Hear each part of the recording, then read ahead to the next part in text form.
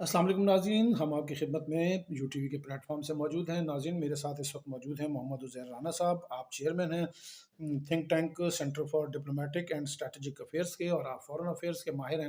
आपको बड़ी दस्तरस है आलमी उमूर पर। इनसे हम बात करेंगे इस्लामाबाद में जो एससीओ कॉन्फ्रेंस होने जा रही है उससे मुतालिक कि एससीओ क्या है, इसके अगराज़ व मकासद क्या हैं, और ये जो कॉन्फ्रेंस है इसके क्या जो फ़वाइद हैं वो मेंबर ममालिक जो हैं वो उनको पहुँचेंगे। अस्सलाम वालेकुम राना साहब। हाँ, हाँ, साहब ये बताइएगा कि ये आप जैसे कि हम जानते हैं कि एससीओ कॉन्फ्रेंस जो है यहाँ इस्लामाबाद में होने जा रही है, तो ये एससीओ क्या है और इस कॉन्फ्रेंस के अगराज़ व मकासद क्या हैं? या इस पहले हमें आप ये बताइए कि इस तंज़ीम के अगराज़ व मकासद क्या हैं? बहुत शुक्रिया जनाब आपने मुझे चैनल पर मदद किया। आजकल जिस तरह दुनिया में जो है वो ग्लोबलाइजेशन का दौर है और कोई भी मुल्क अकेला जो है वो इस दुनिया में सर्वाइव नहीं कर सकता।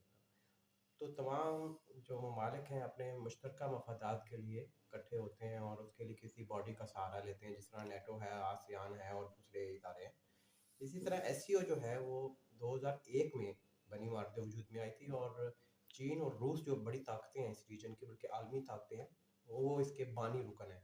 और ऐसा ऐसा इसके जो मेंबरशिप है उनमें इजाफा होता रहा और पाकिस्तान जो खुद बताते खुद जो है वो 2017 में इसका मेंबर बना और अल्लाह का शुक्र है कि पाकिस्तान अब इसका फाल मेंबर है, परमानेंट मेंबर है।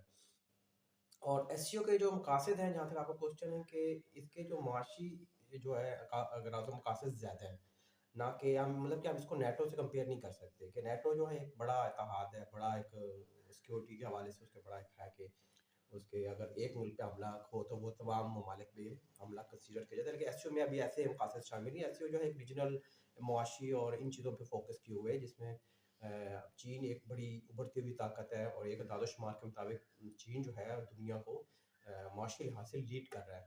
और दूसरी तरफ जो रूस है वो भी जो है सिक्योरिटी के हवाले से वो भी लीड कर रहा है। और दो कि वो यूक्रेन वार में इन्वॉल्व है, लेकिन फिर भी पिछले अफगान वार के बाद उसने काफ़ी गेन किया है।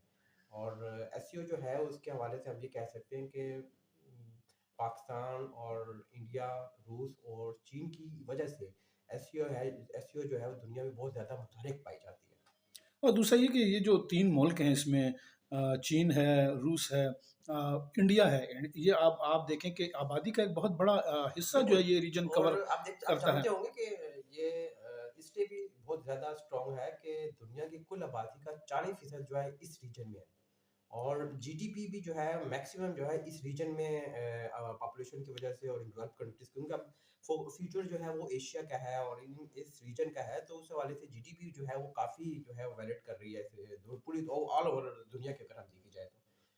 तो इस कॉन्फ्रेंस एजेंडा क्या है और इसमें क्या जिस तरह मैंने आपको बताया कि जितने भी इसके मेंबर ममालिक हैं, इसमें मुबशर ममालिक भी कुछ शामिल है, इसमें सऊदीया के लोग भी आ रहे हैं, इसमें और ममालिक के लोग भी आ रहे हैं।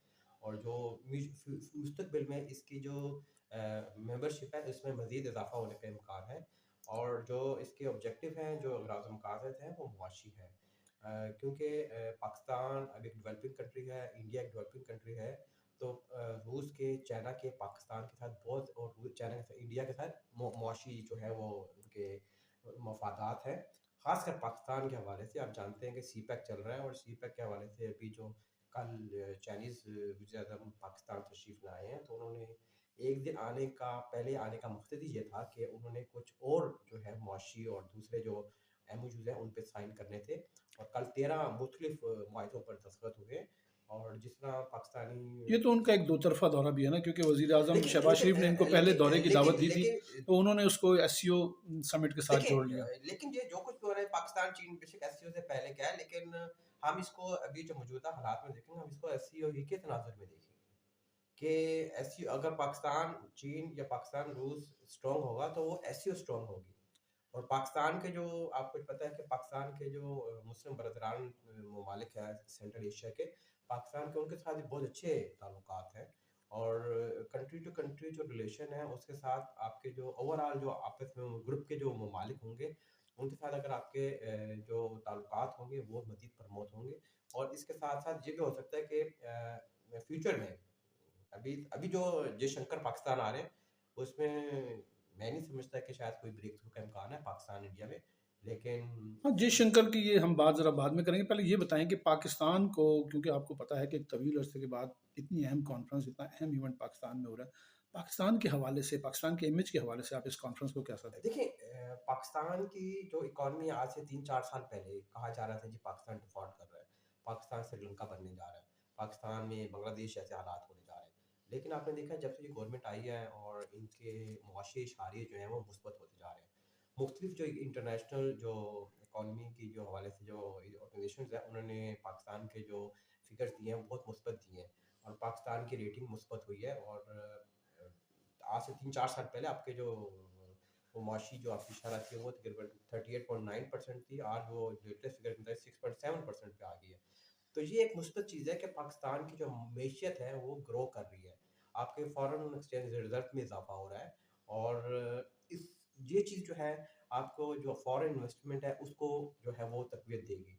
और एससीओ के इनकाद से पाकिस्तान का एक ग्लोबल एक मैसेज जा रहा है कि पाकिस्तान इतना बड़ा एक जो है इवेंट कर रहा है। इसका मतलब पाकिस्तान के बारे में जो परसेप्शन देगा जी पाकिस्तान में दहशतगर्दी है और ये वो, तो उसके रुझान को कमी मिलेगी और एक जो मुस्बत रुझान है, मुस्बत मैसेज पूरी दुनिया को जाएगा कि पाकिस्तान में इतना बड़ा इवेंट हो रहा है और माशी लिहाज से पाकिस्तान को इन्वेस्टर जो है पाकिस्तान की तरफ और मजीद जो है वो इंटरेस्ट लेंगे। हैं? इसमें आप देखते हैं कि इससे अब जैसे रूस के वज़ीर आज़म आ रहे हैं, बहुत दहाइयों के बाद किसी इतनी बड़ी शख्सियत का जो रूस की पाकिस्तान का दौरा है, तो इसमें पाकिस्तान और रूस के ताल्लुकात को आप कैसा देखते हैं? क्या इनमें इज़ाफ़ा आपको दिखाई दे रहा है? अच्छा देखिए, आपने एक चीज़ पूछी मैं रूस के हवाले से भी कहता हूँ, चीन के हवाले से भी। एससीओ के पाकिस्तान में इनेकाद अभी हुआ आज अभी हो रहा है। लेकिन आपको मैं एक चीज़ बताता चलूँ कि रूस, चीन और ब्राज़ील ने पाकिस्तान को ऑफ़र किया है कि वो ब्रिक्स का मेंबर बने। एक ब्रिक्स भी बहुत बड़ी बॉडी है जिस तरह एससीओ है और पाकिस्तान अगर ब्रिक्स का मेंबर पड़ता है तो इससे पाकिस्तान की जो मुआशी जो इशारे हैं जो आपके जो दूसरे ममालिक हैं कनाडा और दूसरे इन जो ब्रिक्स के मेंबर है पाकिस्तान का एक और जो है नई विंडो खुलने जा रही है और जो एससीओ कंट्रीज हैं उसकी जो सबसे बड़ा बेनिफिट पाकिस्तान के हवाले से जो है पाकिस्तान वाहिद मुल्क है जो सेंट्रल एशियन कंट्रीज के लिए उनको समंदर तक रसाई देता है।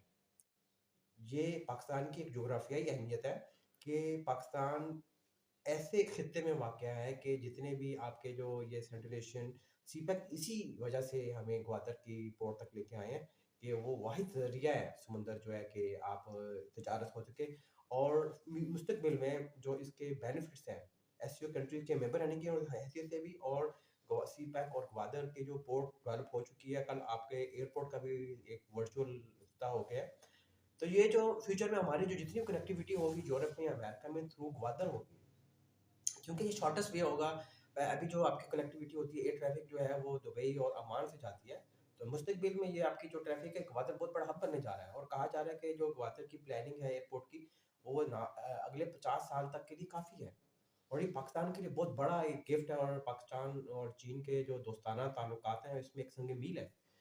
तो इसीलिए तो कुछ कुव्वतें जो हैं वो इसकी मुखालिफ भी हैं ना, देखें देखिए, अभी मुस्तकिल आपने रुकावटें जो है वो डालने की जी, जी, कोशिश। आपने देखा कि हम हुँ। अपने जो चाइनीज़ जो गवर्नमेंट है, उनके जो अवाम है, उनको सैल्यूट करते हैं। आपने देखा होगा ये एससीओ समिट होने जा रही है, उनको पता था कि जी चाइनीज़ प्रीमियर भी पाकिस्तान आ रहे हैं। तो 1 हफ्ता पहले अभी कराची में इतना बड़ा चाइनीज़ इंजीनियर का इंसिडेंट हुआ। लेकिन पाकिस्तान और चीन जो हैं, वो फिर भी एक अच्छे दोस्त की हैसियत से जो एक साथ खड़े हैं और चाइनीज़ प्रीमियर का एससीओ कॉन्फ्रेंस 1 दिन पहले आने का ये दुश्मनों के लिए पैगाम है। कि वो जो मर्ज़ी मतलब साज़िशें एक कर लें। अच्छा जेस्चर चीन की बिल्कुल, तरफ से बड़ा एक सीपीएम है देखिए एक अच्छा। सीपीएम है कि वो जो कुछ मर्ज़ी हो जाए और माज़ी में भी इस तरह की जो साज़िशें होती रही हैं चाइनीज़ इंजीनियर्स को टारगेट किया जाता रहा है। लेकिन पाकिस्तान और चीन के जो रवाबत हैं और जो उनके हर किस्म के जो मुआशी है, दोस्ताना कल्चरल रिलेशन जो है वो किसी तरह भी रुकने नहीं पा रहे। अच्छा, एक तो देखिए हमारा पड़ोसी चीन है, दूसरी तरफ एक हमारा पड़ोसी इंडिया है। इंडिया की तो वही रट है। अब एक बड़ी ये बात है कि कम से कम इंडिया के जो वज़ीर ख़ारजा हैं वो इस कॉन्फ्रेंस में शिरकत कर रहे हैं, लेकिन उनकी वही एक रट है। जैसे साइडलाइंस पर तमाम मेंबर ममालिक के जो वफ़ूद हैं वो प्राइम मिनिस्टर से और हमारी दीगर शख्सियात से मिलेंगे। कोई इंडिया और पाकिस्तान के दरमियान इस दौरान आपको साइडलाइन पे कोई बातचीत होती देख रहे हैं या कोई है प्लान में? मेरे ख़्याल से ऐसा इम्कान कम है। लेकिन आप मेरे घर आएँ तो आँखें तो मिलेंगी। आँखें ही मिलेंगी ना, मतलब यस। उनकी वही रटा है कि वो लेकिन पहले ही कह चुके हैं कि जी मैं किसी दो देखिए, तरफ़ा उसके लिए यही नहीं जा रहा। है क्योंकि वो एसईओ के एक एजेंडे पे जा रहे हैं और एसईओ का एक एजेंडा है कि इसमें जो है वो एक मुआशी और ठीक है रीजनल कोऑपरेशन और कंट्री टू कंट्री रिलेशन में डेवलपमेंट होनी चाहिए। मुस्तकबिल में इसका बाद में कोई इम्पैक्ट पड़ सकता है, लेकिन अभी मेजर ब्रेक थ्रू का कोई इम्कान नहीं है। राना साहब बहुत-बहुत शुक्रिया, आपने हमें टाइम दिया, आपसे बड़ी मुफ़ीद गुफ्तगू हुई। नाज़रीन इजाज़त दीजिए, अल्लाह हाफ़िज़।